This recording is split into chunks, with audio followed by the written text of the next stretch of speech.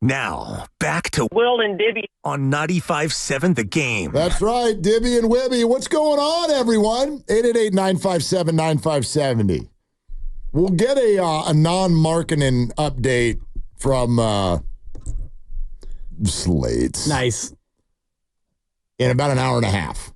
Other than that, let's talk about Brandon Aiyuk. And if you haven't already, make sure you subscribe to Wibby and Dibby on the free Odyssey app or wherever you find your favorite podcast while you're there.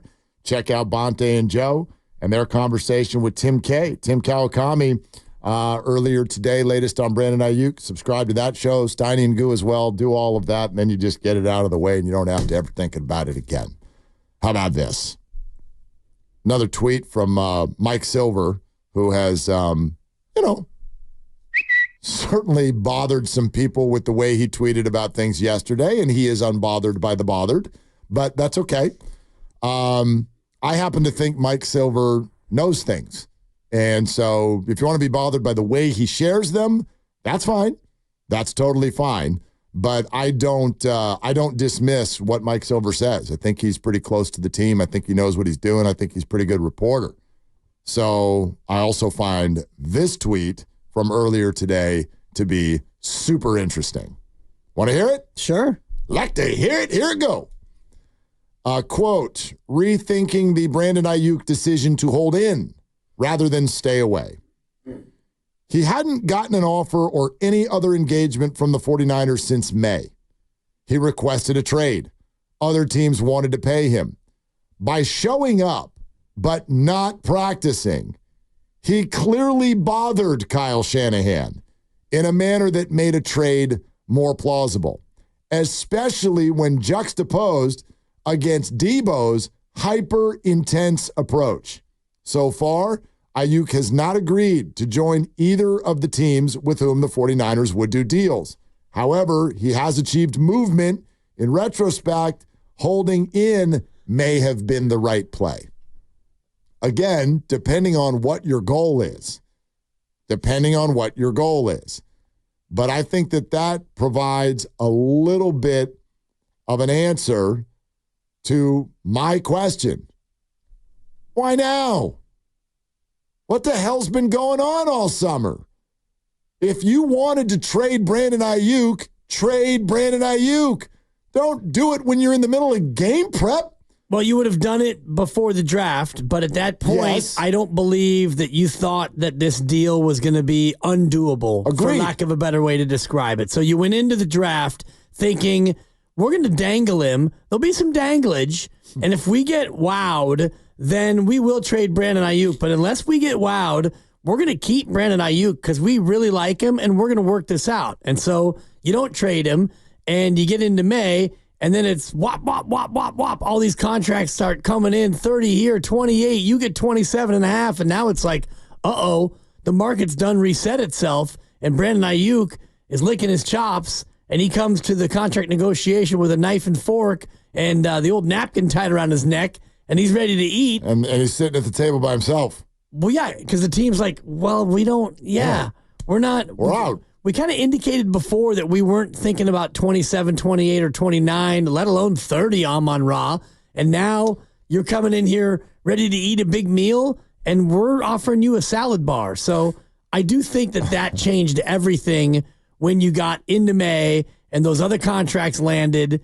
And I don't fault him for it because the market is the market. Yeah, sure. Why wouldn't you ask? Yeah. Why wouldn't you ask? Of course. So you ask and they say no, and then you ask again and they say no, and then you even probably intimate, how about we meet in the middle, and they say no. No. And so in May, you give your last best offer, and Kyle didn't want to get into offers and timelines and contracts, but what you've said about Parag Marate, who's the guy who's doing all of these deals, he is a guy who he's tough. He's a tough negotiator. It's what he does. And so I don't think that there was ever a sense of, we want to give you 24. You want 30. We'll just do 27 and we'll all be happy.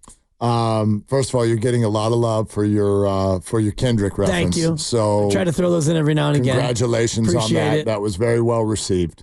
Thank you. But secondarily, so let me process this then. He comes to them in June, and he comes to them in July, and they're like, nope. Okay, fine. But in the back of their mind, they're thinking that the end game is what? Like, that's my question. So you didn't, if you're the Niners, you didn't engage with him. You say, here's what we're offering you in May. And then since then, he's asking, and he's on TikTok, and there's this threat and there's that. And they say they don't want me. Yeah, and you're just like, whatever, dude. Whatever. We told you what we're offering you. We'll see you in camp. And nothing changes your stance at that time. But then you get to August, Brandon shows up in shorts, cruising around out on the field in the middle of play calls. And that's when you get mad and go, okay, get this guy off my plane. Okay, but why not in June? Why not in May? Why not in June? Why not in July? In other words, what was your end game? What did you think was going to happen? I think about Rocky IV when Drago and Rocky meet in the center of the ring after Drago had already killed Apollo Creed. Spoiler alert, it's now 30-something years later. And Drago says, I must break you. And Rocky says, go for it. You think Brandon broke Kyle Shanahan? I think that the Niners were saying to Brandon Aiyuk, I must break you. And I think that they thought that come June, July, and August, Brandon would realize that this is the deal, and we can, fifth year option. Yeah. Dangle, franchise tag. We've got you. You have to do what we want you to do. So unless you want to sign for $24.5 million or whatever the number was, we can go ahead and wait this out, Brandon. And then Aiyuk took a hard look and thought, you know what? I'm going to hold in, and I'm just going to annoy Kyle like the kid in the backseat on a road trip. Are we there yet? Okay. Are we there yet? And that's Are we there yet? Look, that's all fair. Quiet. Yeah. Oh, my God. And I know you've lived it. Please. It's too soon. Way too close to home. No, it's like we're not even out of the driveway yet. Are we there yet? I'm looking at this situation going, okay, I can see how that, then therefore, if that's what Brandon wants, that's smart. But I also do, I would fall here. I don't know what Cleveland or New England offered Brandon financially. But at a certain point, if you're, let's play this out as we're Brandon. Okay. I'm mad I want a new contract. All right, you're probably right. I'm asking for 26. The Niners are like, we'll do 26. And you come back the next day, you're like, do you see Jalen Waddle and Amon-Ra? Never mind. I don't want 26. I want 29 and a half. Niners are like, no, that's not what we were talking about. Well, sorry, the price changed. Well, sorry, we're not offering it to you. Okay, fine. Now I'm going to request a trade. Now we're going to sit here for 2 months and wait. Now I'm going to show up at camp, just start walking around on the field in my sneakers while you're trying to work. Hey, coach, bro hug. Okay, fine. Brandon, we have 2 trades in place. No, I don't want to go there. That's where you lose me. I will never, ever come down on a player for wanting his cash. Ever. But if that's what you want and it's being offered to you, you do not get to say no and then walk around on the field in sneakers. Well, he wants the cash from where he wants the cash. You're not a free agent, brother. I get it. You're not a free agent. That's not how it works. So this is just me now. I'm not against his cash. He's right. He deserves it. If he wants to be traded, he gets to say that. But if he asks for a trade and they trade you, you do not get to say no and then walk around here in shorts. That would make me livid. Agreed. I would be angry, but it's not, I guess the choice of words, he does get to do it because... Well, he's doing it. And the biggest problem with all of this is what we've talked about for the past 6 months since they lost the Super Bowl. This is a big year for everybody. They're in a Super Bowl window, and I already said that I don't think that they can win the Super Bowl without him, and I think that there are some in the building that probably thought that as well. But now you get to a spot, August 6th, where, you know what, the hell with it. Maybe we can win without him because I can't stand dealing with this for another day. So now we're going to trade him, and then you go about trying to trade him, and you have a couple of things maybe lined up, and he still says no. Yeah. It's getting to be in a spot where, the spite on both sides might turn into something that kind of spoils the season a little bit. I wonder if they didn't believe that he would sit camp out. And now they do believe that he's like, no, I really will not practice. I'm not practicing. I'll be there for the game, though. I'll be there. You can either play me or not. That's your choice. I mean, I don't know. I don't know if they just didn't believe it. But again, to arrive at this situation now is a misplay. There's no two ways about it in my mind, because this is not good for anybody. Even Brandon, and I'm not saying that with 49er arrogance, like, oh, you want to go play with Drake May? I don't care where you go. You could go to the Chiefs, and it's not good for you to show up on August 6th. Yeah, it makes it tough. Having never played there before? Like, I'd argue right now, the chances of Brandon Aiyuk having a 1,000-yard season for someone else this season are incredibly low. I don't care where you go. You're not in the plan. Now, I know Kyle said today, and I think he was sort of joking. He was asked, how long does it take to get a new receiver up to speed? And he goes, 2.5 days. And then he's like, no, just kidding. Like, it depends on who it is. So, yeah, maybe you go to a system and Brandon picks up the system in 3 days. You mentioned Emmanuel Sanders, and it seemed like he came into the system and he hit the ground running, and he was pretty effective right away. Pretty fast. But, I mean, there's that, like, there's the rapport with the quarterback. Yeah. We're talking about teams who don't even know who their quarterback is. The Steelers, who's your quarterback? I don't know. Russell Wilson's apparently hurt. Patriots, who's their quarterback? Is it Drake May? Is it Jacoby Brissett? I don't know. I don't know who the quarterback is for these football teams. I know who it is for Cleveland. I don't know if he's any good anymore. You know who it is for the Niners. I do. Yes. Pretty good little player. Yes, I do. Yes, I do. To that point, though. So it's not ideal for either side, but I do think if you get to a spot where you're fed up, then you need to make something happen now as opposed to in a week or in 2 weeks. And I know that you don't, and Kyle talked about this, about, the urgency. They're not feeling any tremendous urgency because they're going about the preparation for a game on Saturday and then the regular season opener and all the rest of it. So they're not letting this dictate how they're going about getting their football team ready, but I'm sure internally they'd love to have this thing behind them. For sure. Don't you read this that Mike's reporting? Don't you read this to say, like, Kyle would be more okay with this if Brandon would just do what Trent's doing. Just stay away. Just stay away. But you're not going to show up, just parade around in front of everybody. Hey, I'm here. Hi. Totally. Maybe go sign some autographs. Like, and if that's what Brandon wants, then I do have to give him his credit for he made a move that may actually lead to a team trading him when they don't have to.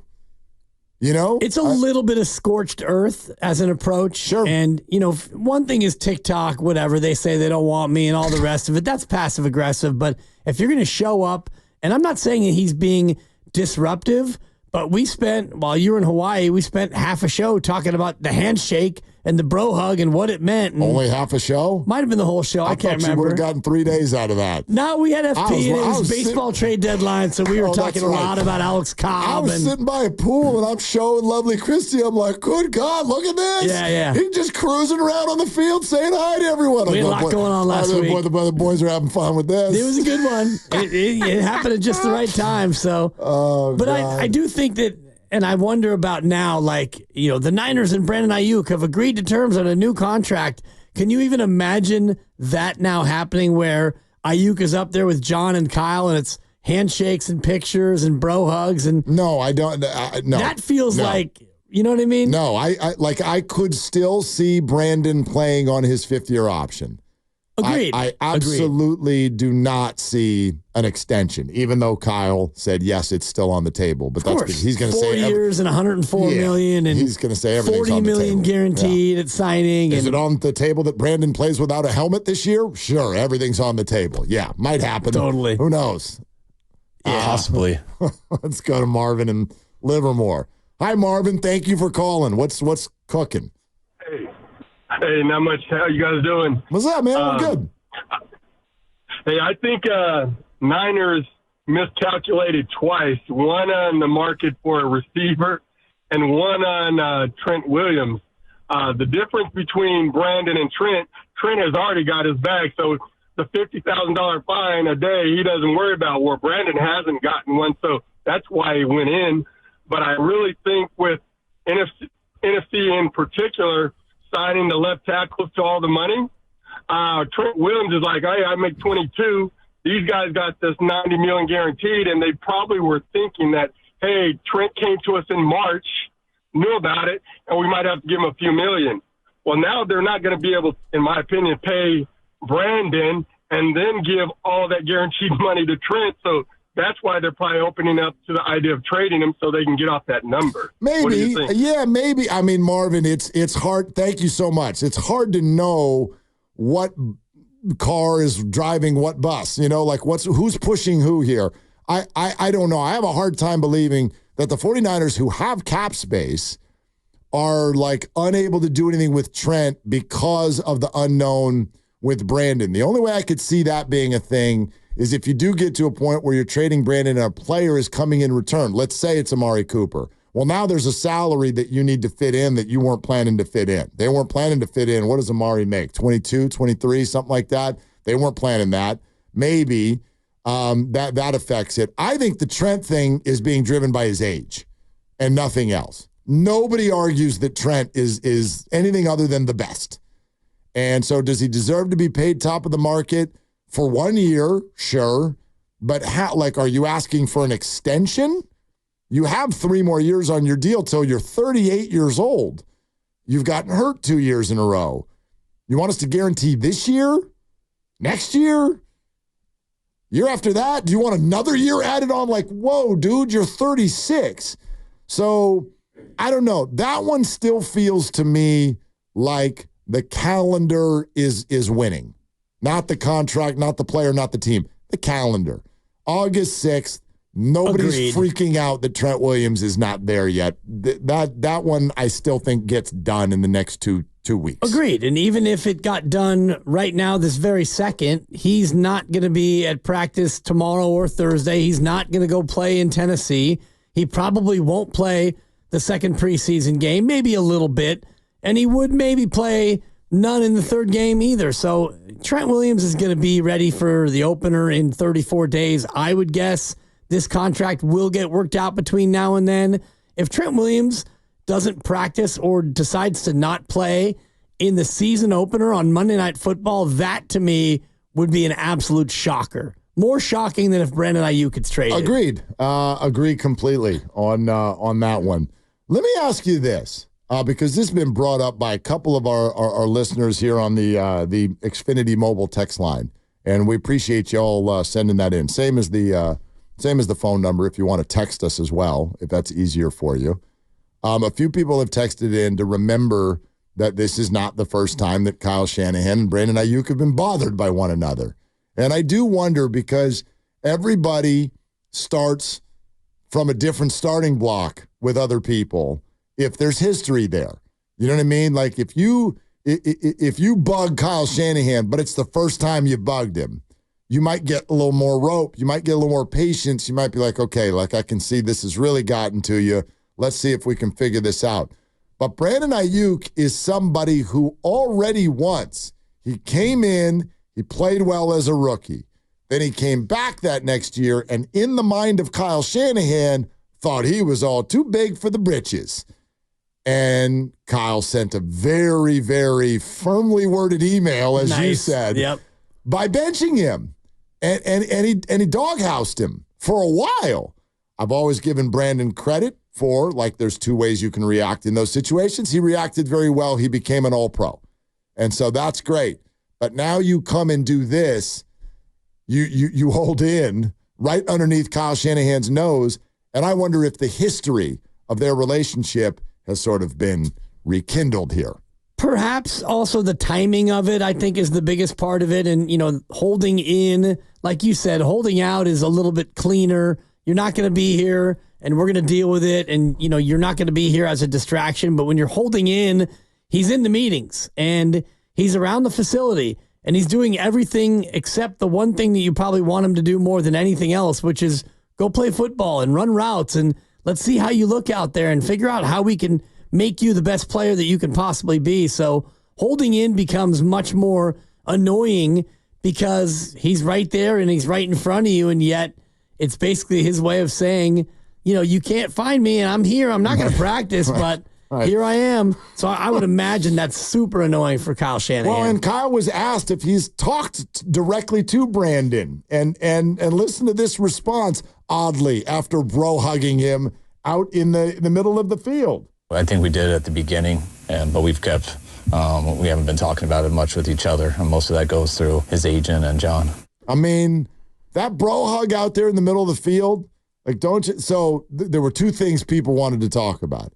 Oh, they're shaking hands like they've got a deal. Or, oh, they're shaking hands like they're saying goodbye to one another. I don't think it's either. I think Kyle's like, well, let's avoid the awkwardness. Hey, dude, how are you? Back to work. Back to you. Back to you. That's it. You know what I mean? Like, you do that sometimes. Right. With people that you don't like or you're mad at or whatever. Yeah, you know what I mean? Exactly. Just to make it from being more awkward. Well, think about how would you all have done the show if Kyle had seen Brandon and just turned around and went the other way? Oh, it'd have been great. Aiyuk on the move. He's getting dealt. What would you have done? Well, I thought that, the bro hug meant that he was getting signed. And so I was waiting for the breaking news to come later that day, that afternoon, that evening. Like, this thing's getting done. Look at the warmth. I mean, now my feeling is Kyle dapped him up and then turned around and muttered to himself, get the bleep off my field. Right? Get off my field. Really? You don't want to have a helmet? Get off the field. Yeah. Maybe that's what he said to him when they brought it in. That's what he's thinking to himself. I bet that's what he's thinking to himself. Hold in. And then you're going to come out on the field? Walked right up to him. This field is for active players and coaches. You're neither. Ooh, boy, it's possible. I don't know. It feels like there's more acrimony than there has been at any point in this. He's clearly annoyed. He's annoyed. And whether that's okay or not, I mean, I get it. I get that. I think, again, these things are both, in my mind, they're both true at the same time. I think the 49ers have miscalculated this, and if they trade Brandon Aiyuk in August of a desperate year, I think that is a massive mistake. But at the same time, if you don't like your offer and you ask for a trade and they trade you twice and you go, no, I don't want to go there. You lost me. You lost me. What kind of power do you think you have when you're under contract? Well, he's got enough power to potentially nix two trades. If neither of these trades happen and if both of these trades were agreed to in principle, and yet he says no to both of them, well, he's got power. He's not saying no to the trade. He's saying no to the contract offer from the Patriots and the Browns. He's saying no to the team and the contract offer. Right. I mean, the 49ers could just as easily turn around and be like, you want us to make your career a living hell for the next 2 years? Because we can Trent Williams you if you want us to. They don't want to do that. Who wins? No one. That's what I'm trying to figure out. They want to win football games. This whole thing, who wins? Who wins? Well, he wins if he gets the contract that he wants and the team that he wants. And right now, he's playing it in a certain way. And if he really wants to go to Pittsburgh, Pittsburgh is still in play. Yeah, reportedly. Yeah, sure. We're sponsored by Life Source Water Systems. Love to take your calls on this. Thanks to those of you who already have. 888-957-9570. If you're just joining us and you didn't hear how Christian McCaffrey referred to Brandon Aiyuk at practice earlier today, you're going to want to hear it. We'll have that for you next on Willard and Dibs.